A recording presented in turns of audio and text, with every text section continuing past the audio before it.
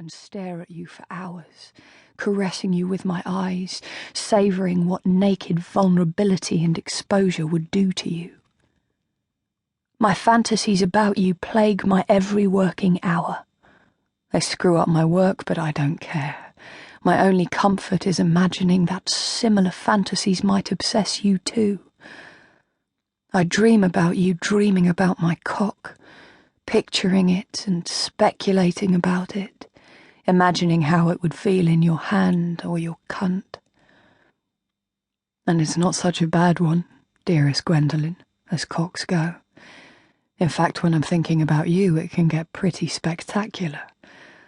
It rises in tribute to your luscious, sensational beauty and the promise of exploring every last inch of that beauty, plunging into it as we roll around on the reference library floor, half naked and fucking like a pair of desperados.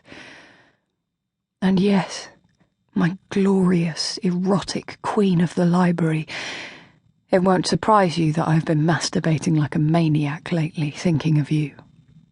I've been working and working away at my cock while I dream of what I'd like to do to you with it. I keep seeing images of you in lingerie, little scraps of barely anything at all that reveal more than they conceal. Do you like silk and lace, dearest Gwendolynne? Or are you a plain white, serviceable cotton type of girl? I could devour you in either, or in nothing at all.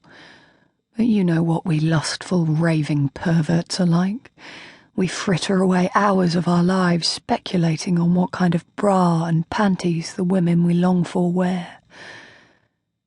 In my imagination, you're wearing high-end underwear today. Delightful skimpy wisps that embrace your glorious breasts and bottom like a second skin. Little bits of frippery that enjoy intimate body privileges that I can only dream about. I see you in scarlet.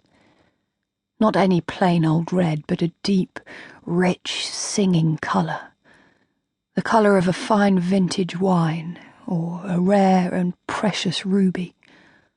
And there's white lace, too, a piquant edge of innocence that only makes the red silk look more sinful, more decadent, more like the sort of thing a high-class hooker would wear.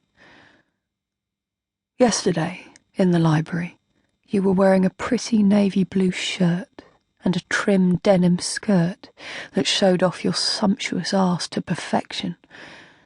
But in my mind, you were dressed as £1,000-a-night call girl underneath all that. I loved your breasts in that shirt. In fact, I adore your breasts, full stop. They're rounded, abundant and magnificent, worthy of the goddess of love herself. You're Aphrodite to me, you know that, don't you, Gwendolynne? And your splendid breasts command me to worship them in the most exquisite detail, with my eyes and my fingers. Here in the sanctum of my imagination they're a feast for my greedy, famished senses. They're high and pointed, a pair of delicious handfuls, a joy to behold. And the silky skin of their upper curves, above that teasing edge of lace, is as sweet and soft and mellow as milk and honey on my tongue. Do you touch your own breasts, Gwendolynne? I'd love to know. Why don't you touch them now as you read? Slyly and sweetly. No one need see you do it, but I'd know. Oh, I'd know. I'd see an exquisite, embarrassed flush on your lovely face, and I'd know you were blushing for me and me alone. That you were touching yourself because I wanted you to, and to please me. That's it. Unbutton your blouse, slide your fingers inside and run the tips of them across the lush curve, and around the nipple where it's hard beneath your bra. Do it. Do it now. Nobody will be able to see you if you pretend to reach down and get something out of the drawer in the desk.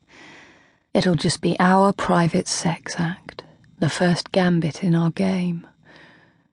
And later, at night, and in privacy, you'll do it again.